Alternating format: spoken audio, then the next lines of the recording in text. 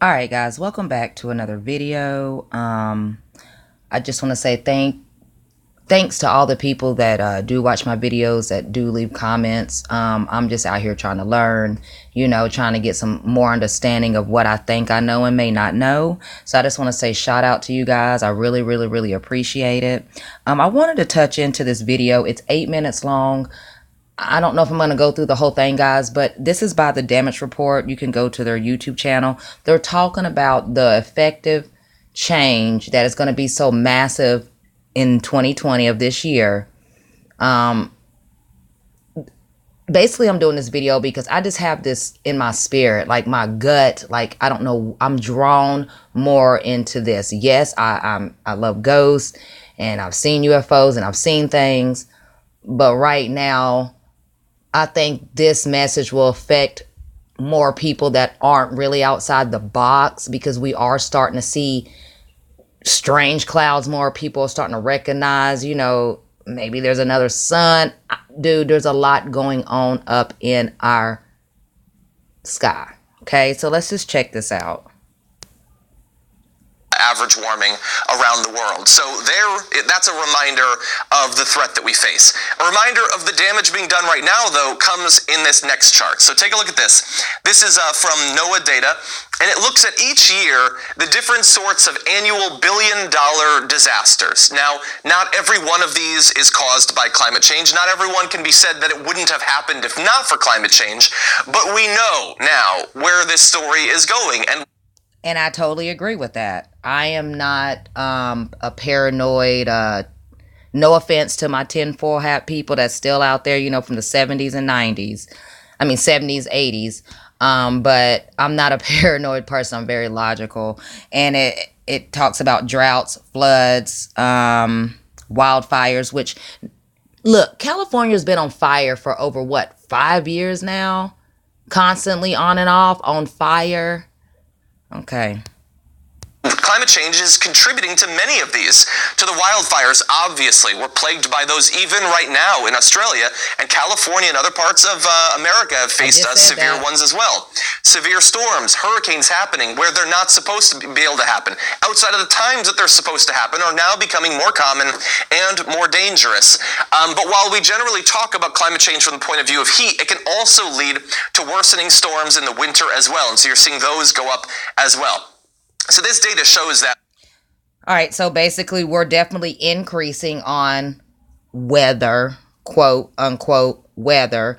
And with the hurricanes, I did a video on CERN. It talks about Harvey was 0.6. That has been one of the biggest hurricanes known in history that we know of. That was manipulated. It shows a capsule shot out from the ground. It goes up into the cloud, and this cloud just starts a-going.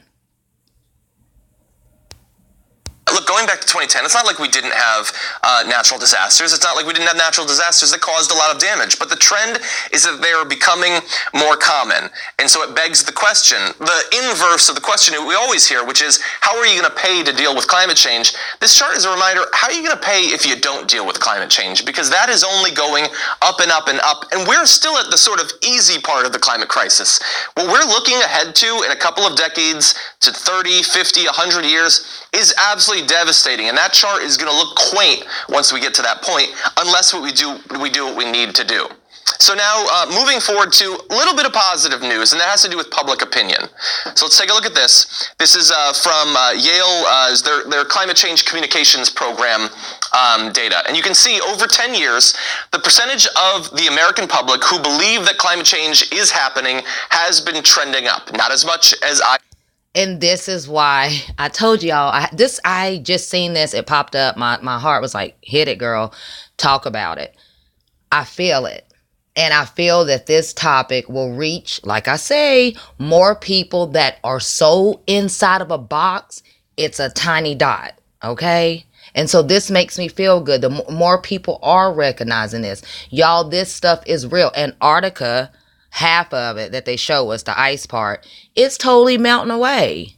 And maybe not in my generation, who knows? But I can honestly promise you that the rest of Antarctica, which somebody will see one day, is just as green as the green, beautiful lands that you can imagine with beautiful water. They only show us a section of Antarctica, but nobody really talks about it.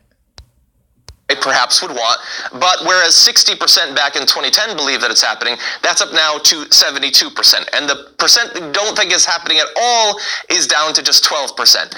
That is still just impossible to understand, but it is at least going down. And that represents over the course of 10 years, about half of those remaining deniers have dropped out, almost. But let's go back to that, because we also have to deal with, okay, you think it's happening.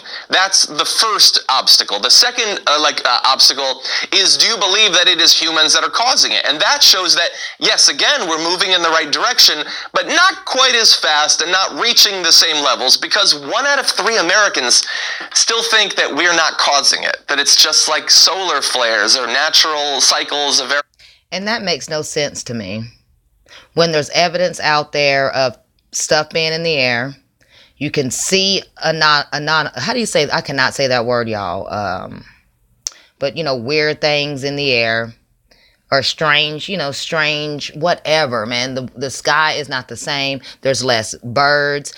Have you guys not noticed, like, if you go on a maybe an hour trip, say you hit the highway, why aren't there any bugs on the grids of our cars in the front? I can remember back when I was a kid, we could just go 20 minutes down the street, especially if you're on in the country, you got a strip. There'll be so many bugs, man, caught in the grill of the car. Now I don't see no bugs on the grills of the cars, nobody's cars. I don't hardly see lightning bugs anymore. Variation or Thor's breath, I don't know. They think something other than the fact that humanity has covered the globe and is emitting carbon in virtually everything we do at levels the Earth has never seen before. Those two things are not connected. I get that it's happening, but I don't think that we're causing it. It's mind-blowing. But even there, the majority of Americans agree that it's happening and that we're causing it. The third tier, we don't have data on this right now, is, do you believe that it's happening? Do you believe that we're causing it? Do you believe that we can stop it from happening? And that is really a question of political and economic will. And I believe that that is now where we've gotten to in terms of that's where we're fighting our battle. Most people, the people who are going to accept the science, they now do. The people who get that we're causing it, the vast majority of those now get it. Now it's, are we going to do what we need to do to the extent we need to do it and in the time that we have remaining? And so I'm going to leave this video right there. If you guys want to check out the rest of it, it's the damage report. But that's what I'm saying. What are we going to do? Who controls the weather controls the world. So I honestly believe that it's not going to change. I don't think they're going to stop. I think that it's going to take something very, to where the whole planet, I'm talking about the whole planet, is just in disarray, to where they can't control the weather anymore because there's nothing up there to help control it. But I don't know, man. It's just my opinion. So what do you guys think? I hope you enjoyed this video. And like I always say, guys, do not obey. Stay woke.